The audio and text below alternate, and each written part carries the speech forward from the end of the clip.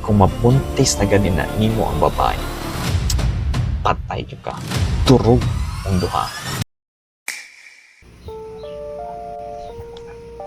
Na ako'y pagumangkon nga ni sulod og relasyon, bisan mga minor pa og dili pa stable ang kahimtang. Gitolerate sa ginikanan tungod sa kahadlok na basin maghikog. Ang problema, tungod ani nga desisyon, namundang na sila og eskwela. Ayaw sa mga kabataan. Build yourself first. Tarunga sa na imong kaugalingon. Kaya kung imo nang unahon og tarong imong kaugalingon, kaya nimo muhatag sa bisan kinsa pa. Pero kung dili na nimo unahon, maski pagbuhi ra sa imong kaugalingon, maglisod pa ka. Magani sayop sa kadaghanan, orang nauso ang mga single mother, single father, o katong mga naguba nga pamilya. Tungod lang kay kadali manggod ang mga kabataan sa pagsulod anang konsepto sa uyab-uyab.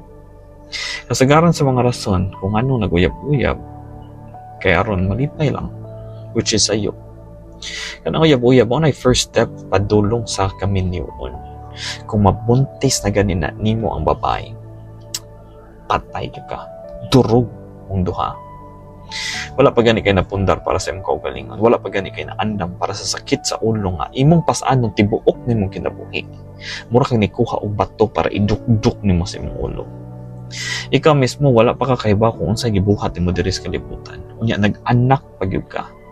Di ba gani nimo kaya nga mangitag paagi para sa imong kaugalingon aron mabuhi kang malinawon nga walay problema sa kwarta unya nagdugang pagag-usa.